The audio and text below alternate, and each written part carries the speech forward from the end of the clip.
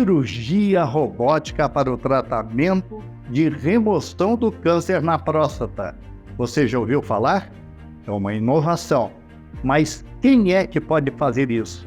Será que não é importante contar com um profissional habilitado? É sobre isso que vamos falar agora. A nossa referência é o Dr. Leonardo Welter. Começa agora mais um Câmera Brasil.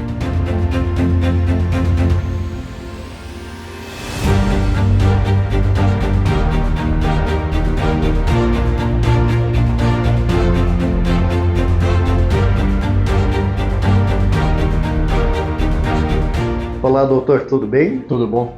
Doutor, como a cirurgia robótica pode ajudar no tratamento do câncer da próstata? Hoje, a cirurgia robótica é a cirurgia mais feita no mundo, é a cirurgia de próstata, tratamento do câncer de próstata através de cirurgia robótica. Por quê? É uma cirurgia que permite a remoção da glândula com o câncer de próstata, mas ao mesmo tempo nos ajuda o cirurgião a preservar a potência masculina, que é uma preocupação muito grande, e a continência da urina. E quais são os principais benefícios dessa técnica em relação às outras? Antigamente, na cirurgia tradicional, se fazia um corte, mais ou menos da linha do umbigo até o pube, e era retirada a próstata juntamente com o tumor. Porém, o nível de preservação dos tecidos, dos nervos da próstata, não eram tão precisos.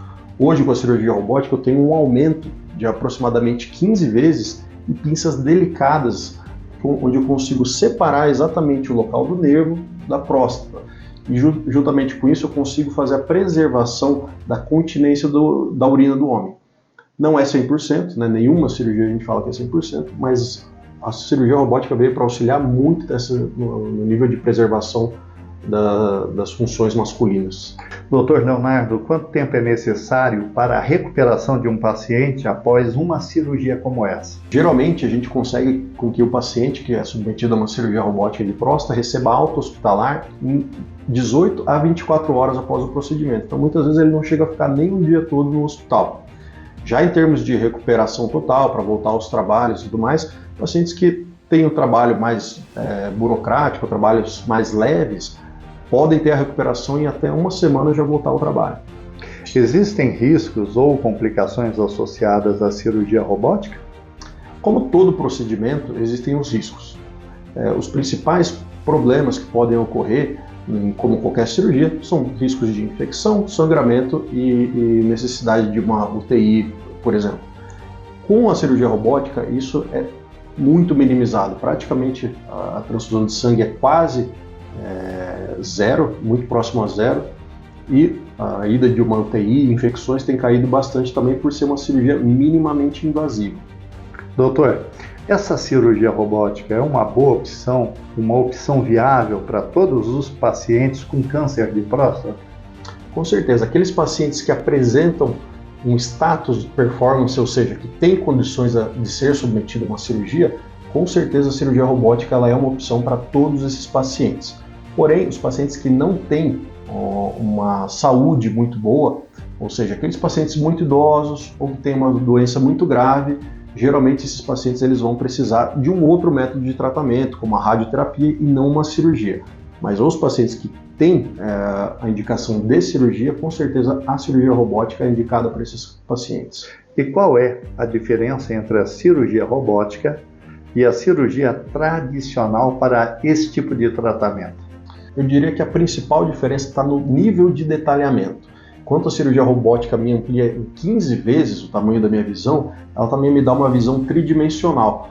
Além disso, as pinças robóticas, como essa daqui, elas permitem todos os níveis de articulação da minha mão, né? E isso permite com que eu tenha muita habilidade. Eu digo que a cirurgia robótica é como se eu encolhesse e pudesse estar dentro do paciente para operá-lo. Então, o nível de detalhamento de cirurgia, separação dos nervos, preservação da continência de urina, preservação da ereção, tudo isso é feito de uma forma muito mais visível e muito mais palpável do que antigamente a cirurgia aberta, onde apenas o cirurgião que operava conseguia enxergar e muito pouco ainda a região da próstata. E como os médicos decidem se um paciente é ou não candidato adequado para esse tipo de cirurgia? É feita geralmente uma avaliação pré-operatória e vai depender do nível que o câncer se apresenta. Cânceres muito avançados, às vezes eles não são o melhor para cirurgia, sim para uma rádio ou quimioterapia. Então toda avaliação passa pela saúde do paciente e o nível de agressividade e de quanto acomete esse tumor. Essa cirurgia robótica, ela é coberta pelos planos de saúde ou não? Parcialmente. Alguns planos, dependendo dos planos, alguns planos, quando eu trabalhava em São Paulo, alguns planos cobriam totalmente a cirurgia robótica. Hoje, parcialmente, todos os planos cobrem a internação, uma internação hospitalar, porém, o aluguel das pinças robóticas e muitas vezes os honorários médicos não são cobertos pelo convênio. Então, esse custo ele pode ocorrer de forma variável. Existe alguma evidência científica que comprove a eficácia da cirurgia? Como é uma cirurgia nova, demorou a se sair, a ter trabalhos que demonstravam realmente a superioridade da cirurgia robótica. Porém, hoje a gente já tem uma série de trabalhos que demonstram o que é uma cirurgia. Além de segura, uma cirurgia que também promove a cura e respeita mais as funções masculinas. E isso já está disponível, inclusive, nos nossos guidelines. Guideline europeu e americano, que nós urologistas seguimos, já apresentam esses trabalhos que mostram essa superioridade da cirurgia robótica. Doutor, para o senhor, qual é a importância da primeira consulta? A principal importância é ter o olho no olho do cirurgião e desenvolver a confiança entre o médico e o paciente. O robô ele não opera sozinho, ele depende de um cirurgião. E apesar da gente estar falando de uma tecnologia, de uma máquina, nada substitui a relação do médico com o paciente. Isso é muito importante para que a gente faça uma avaliação, veja pequenos detalhes que vão influenciar na hora da cirurgia, então essa primeira consulta é super importante. Qual é o profissional da área médica indicada para esse procedimento?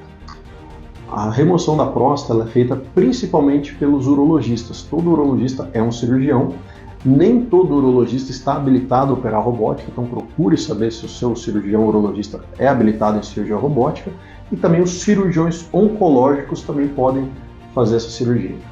Doutor, o senhor é uma referência profissional nessa área. Poderia nos falar um pouco da sua experiência?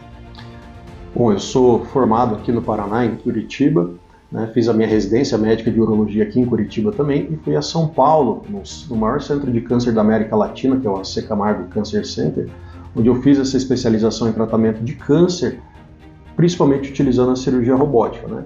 Na época ainda não existia em Curitiba a cirurgia robótica, então eu fiquei em torno de 7 anos em São Paulo, até que eu recebi o convite para retornar a Curitiba e poder hoje oferecer esse tratamento que a gente tem em nível mundial, um nível de tratamento mundial, utilizando os mesmos robôs que tem nos Estados Unidos, Europa, né, e com uma experiência que eu adquiri no exterior também, trazendo esse procedimento hoje para Curitiba. E qual é o significado dessa miniatura, desse robozinho para o senhor? Esse daqui é um robozinho, uma miniatura que eu ganhei da fabricante do robô, o meu xará Da Vinci, né? Ele é o nome do robô, chama-se Da Vinci. E essa foi uma comemoração da instalação de 100 plataformas robóticas no Brasil, que temos hoje 100 plataformas no Brasil, esse número já está aumentando.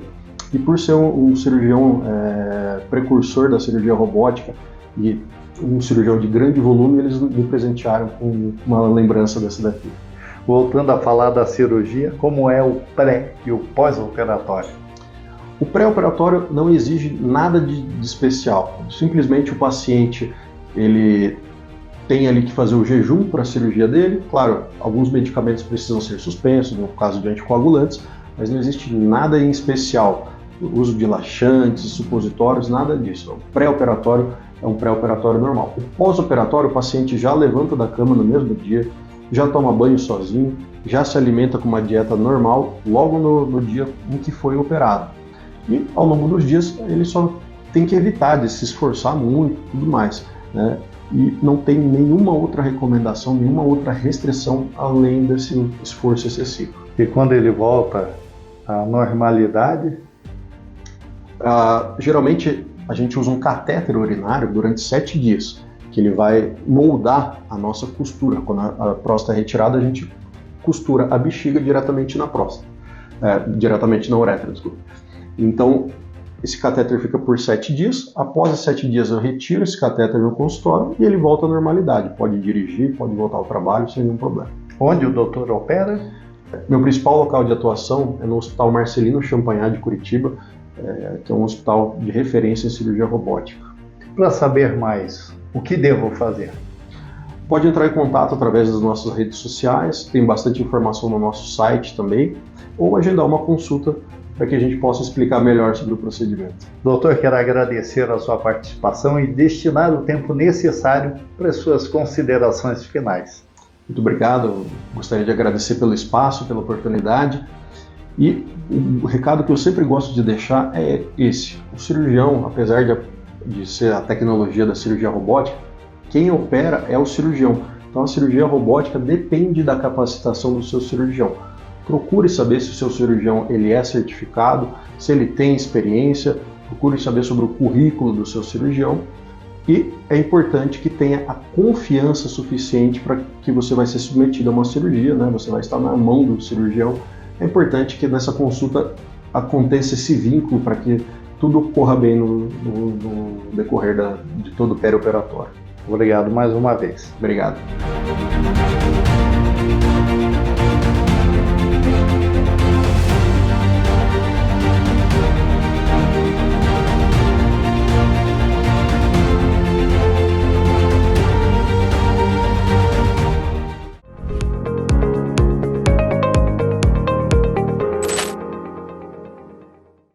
Olá, eu sou o Dr. Pascoal Figueiredo, médico, e semanalmente eu trago aqui informações relevantes para que você possa melhorar a sua saúde.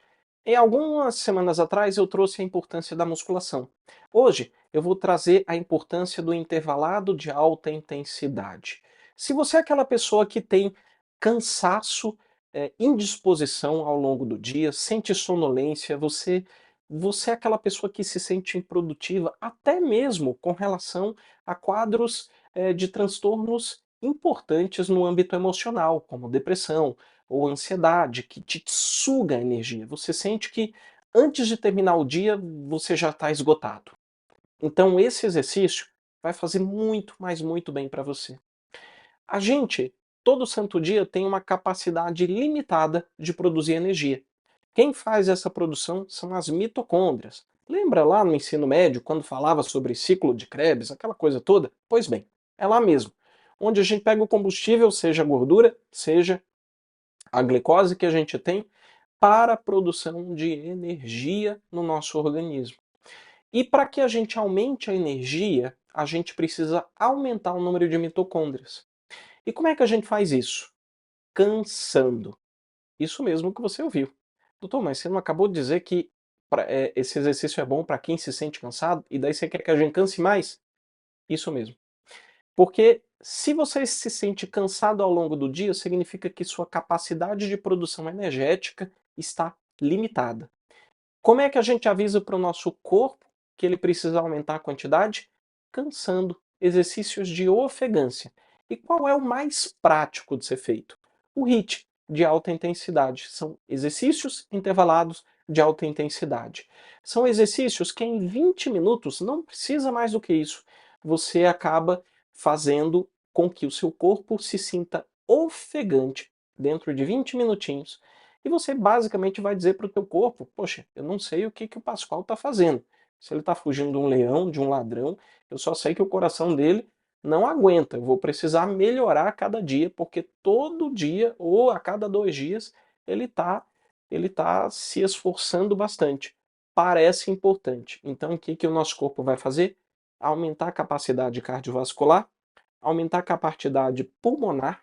A gente vai ter naturalmente um aumento do número de mitocôndrias no nosso corpo, nos músculos, no coração, no cérebro. Então isso vai aumentar a nossa disposição física, a nossa disposição mental. O que eu mais gosto de aplicar, por ser mensurável, eu gosto de mensurar as coisas junto aos meus pacientes. Se você não mensura, você não sabe se você está evoluindo ou não. Não adianta ficar só no achismo, você precisa registrar a sua evolução. É os exercícios feitos em esteira, por exemplo. Mas ele pode ser feito ao ar livre, certo? Ele pode ser feito no parque, na praia, certo? Ele pode ser feito também. Como é que eu faço? 20 minutinhos, né? Esse intervalado de alta intensidade são 20 minutos no total, certo? Seja na esteira, seja ao ar livre. Onde os primeiros 4 minutos você vai andar para poder aquecer o corpo. E depois, quando chega a cada 2 minutos, você vai dar um tiro de 30 segundos. Então, quando você chegou ali em 4 minutos, você vai aumentar a velocidade até onde você acha que você consegue, certo? E vai aumentar ali, vai correr 30 segundos. Depois diminui e caminha 90 segundos. Vai dar um total de 2 minutos. Quando chegar em 6 minutos, a mesma coisa, aumenta a velocidade. 30 segundos correndo, 90 recuperando. Depois em 8, 30 correndo, 90 recuperando. Em 10, em 12, em 14, em 16 e 18. Ou seja, você vai fazer 8 tiros de 30 segundos correndo e 90 caminhando para recuperar. Isso pode ser feito tanto na esteira quanto ao ar livre. E a ideia, certo, é um cuidado que você precisa ter antes de se submeter a esse tipo de exercício procure o seu médico e faça um teste ergométrico, que é aquele eletrocardiograma de esteira, para que você tenha ciência de que você tem segurança cardíaca para realizar. Comece com menos do que você acha que consegue, para que você se familiarize e a cada vez que você for fazendo, você vai aumentar mais, cada vez mais, a velocidade desses 30 segundos correndo. Então, você vai perceber que a capacidade do seu coração vai aumentar. Você vai se sentir cada vez mais capaz de realizar, vai cansar menos, né, ao realizar esses exercícios, e isso é um sinal de que seu coração está melhorando a capacidade cardíaca. Gostou da dica? Então, não esquece de me seguir nas redes sociais e nos vemos na próxima semana. Até mais.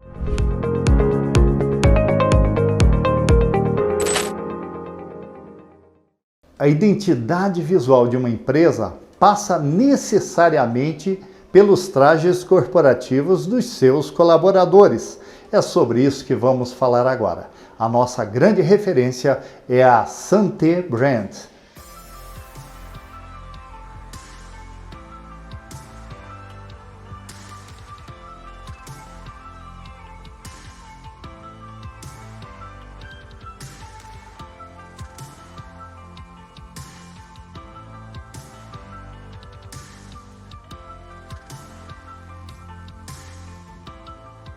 Silvia, vamos falar um pouquinho do mercado da moda corporativa no Brasil. Qual foi a evolução desse mercado? Bom, eu acredito que antigamente o mundo corporativo de uniformes era muito tradicional. E hoje em dia, com o leque de tecido, de modelagem, de criação de outras peças, de caimento, a gente consegue trazer realmente tendências de moda nos uniformes. Você acha que eu erro quando eu afirmo que antigamente as pessoas até tinham um pouco de resistência a usar o uniforme, ficavam meio acanhadas porque parecia tudo padronizado? Ah, com certeza. Antigamente realmente não tinha tanta essa diversidade, então as pessoas realmente ficavam sempre no tradicional. Então hoje em dia a gente consegue trazer uma modelagem diferente, principalmente para as mulheres, um caimento diferente de uniforme que realmente até melhora a autoestima de quem trabalha na empresa e muda a imagem realmente que a empresa passa para o cliente. Então significa dizer que o traje corporativo também passa uma bela identidade visual da empresa. Sem dúvidas, eu acho que nunca foi tão importante hoje a nossa imagem transmitir a mensagem que a gente gostaria para o nosso cliente. Então, na parte de empresas não seria nada diferente. O jeito que a nossa equipe está uniformizada é a primeira impressão que o cliente tem de nós. A gente fala que o cérebro tem 90 segundos para criar a primeira impressão de alguém, a primeira impressão de um profissional, de uma empresa. Então é o tempo que a gente precisa causar aquela imagem de impacto. E a vestimenta influencia muito nisso. E essa vestimenta, ela pode devolver ou melhorar a autoestima de quem a usa? Com certeza. Justamente por esse leque de modelagem, de peças, de cores, a gente consegue realmente trazer a autoestima de quem usa e também trazer as mensagens de diferenciação, de destaque, uma empresa que usa algo diferente mesmo. Já que estamos falando de tecnologia, modernidade, quais são as novas tendências quanto a linhas? Em relação às tendências de peças, de coleção, aqui a gente sempre conta com estilistas que desenvolvem as peças junto com a gente. Então, na questão de tecidos, a gente sempre está buscando tecidos tecnológicos, tecidos que tenham um caimento no corpo melhor. Então, a gente sempre fica antenado quanto a isso também. E é normal a pessoa, o profissional que precisa desse traje corporativo já vir com a sua ideia na cabeça e o profissional de vocês que atende esse anseio, ele traduzir na peça justamente aquilo que o cliente precisa? Com certeza. Dependendo do que a empresa quer causar, da mensagem que a empresa quer passar para o cliente, a gente desenvolve as peças, a gente consegue escolher cores que transmitem essa mensagem, então tudo isso influencia também. Silvia, quais são as cores mais atuais? Olha, não digo tão de atuais porque existe gostos para todos os tipos, né? Então, eu digo que antigamente, por exemplo, profissionais da área da saúde só escolhiam branco, mas hoje em dia todos estão optando por cores diferentes, então o leque de opções aumentou muito, mas existem vários tipos de cores, não tendências, né, digamos, você pode escolher vários tipos. E quando falamos em tecidos, o que mudou? Em relação aos tecidos, nós aqui buscamos sempre tecidos tecnológicos, novos, principalmente também tecidos que, por exemplo, possuem elastano, que eles dão um caimento melhor ao corpo, dão um acabamento melhor, então a gente sempre está buscando também novas tendências de tecidos. E quais são as grandes vantagens em se buscar uma empresa especializada em trajes corporativos? É justamente a gente conseguir ajudar a empresa a transmitir a mensagem que ela gostaria. Então, seriedade, responsabilidade, destaque são características que a gente consegue transmitir da forma pela vestimenta. Então, como a equipe está vestida, a gente consegue transmitir essa mensagem também. Silvia, sabemos que opções não faltam no mercado, mas quais devem ser os critérios para se escolher uma empresa especializada, antenada nesse tipo de traje? Eu acredito que seja muito pelo estilo. Então, a empresa definir o seu estilo, qual estilo que ela gostaria, a mensagem que ela quer transmitir, aí, assim, procurar uma marca de uniformes que condiz com o estilo dela. Agora eu gostaria que você falasse sobre a Santer, a missão de vocês, o histórico. Me parece que você vem de outra área. E como que a moda começou a mexer com os teus sentimentos? Bom, um breve histórico, então, eu sou cirurgiã dentista, eu atuo no meu consultório aqui em Curitiba, na área de prótese e estética. E a moda sempre foi muito presente na minha vida, eu sempre gostei muito e sou muito antenada nessas coisas. E quando eu me formei alguns anos atrás em odontologia, eu não encontrava um jaleco, um uniforme para minha equipe que fosse diferente, que fosse um tecido diferente, uma modelagem, um caimento diferente. Eu sempre achava os tradicionais. E foi aí que a marca surgiu. Então a gente tem sempre o objetivo de ajudar os profissionais que querem se diferenciar, tanto na imagem. Então a gente sempre está buscando destaques nesse sentido. E qual é o tipo de perfil dos clientes da Santer? A gente consegue atender tanto profissionais da área da saúde, que tem consultórios, que tem clínica, que tem os seus funcionários e sua equipe, e também empresas corporativas que não têm nada a ver com a área da saúde. Agora sim, nos fale sobre a produção de vocês, o que vocês produzem em si e qual é a capacidade de atendimento. Tá. Nossa produção, ela não é focada em produção em massa, justamente a gente preza muito pelo único, pelo atendimento personalizado, desde a entrega, desde as peças, então a gente preza muito por isso. Hoje a gente produz tanto uniformes que tendem para a área da saúde, como jalecos, conjuntos, e também as mesmas peças podem ser utilizadas para empresas corporativas. E qual é a origem da matéria-prima? A maioria dos nossos tecidos são tecidos importados, todos que a gente tem um olhar para cuidar bastante com a qualidade, para trazer realmente tecidos que se diferenciem aqui. E como funciona o campo de pesquisas de vocês e o desenvolvimento desses trajes? A gente conta com estilistas, né, que ajudam a gente a desenvolver as coleções, a desenvolver as peças. Como eu disse, a gente sempre está antenado na questão de tendências do mundo da moda.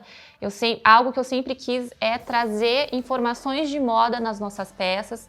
Eu sempre falo para as pessoas por que um uniforme não pode ter uma informação de moda, né, uma tendência nele. Então a gente sempre fica pesquisando isso. E assim que as peças pilotos, que são as primeiras peças, são desenvolvidas, Silvia, eu testo elas no consultório para testar realmente o conforto e a praticidade. E aí a gente prossegue na questão de produção e desenvolvimento. Silvia, 5 anos de mercado. O que você pode nos dizer dessa afirmação conceitual de que vocês já se tornaram uma referência na área? Eu acredito que hoje a nossa imagem nunca foi tão importante para a gente transmitir para o nosso cliente final, para o nosso paciente ou para qualquer outra pessoa a nossa mensagem. Então, na questão de imagem, o que a gente veste influencia muito. Então, na primeira impressão, a empresa causar uma boa primeira impressão no cliente. Então, o que a gente veste, como eu sempre falo, influencia muito. E onde a empresa está localizada? Qual é a melhor forma de contato? Nosso showroom ele é localizado aqui no Batel, em Curitiba. Nós estamos nas redes sociais, no Instagram e no nosso site também. E nós temos também uma representante na República Dominicana. Gostaria de agradecer a sua participação e destinar a você o tempo necessário para as suas considerações finais. Eu agradeço, foi um prazer recebê-los aqui. E mostrar um pouquinho do nosso trabalho. Realmente o mundo de uniformes ele mudou bastante, tem mudado e as pessoas elas estão olhando para isso de outra forma. Então agora para você uniformizar a sua equipe, você pensa mais nos detalhes, nas cores, se conversa com a sua logo, com a sua marca, que coisas que antigamente a gente não prestava tanta atenção. E hoje você entrar numa empresa, num local que você vê que todos estão uniformizados com peças diferentes, eu acho que como cliente faz toda a diferença.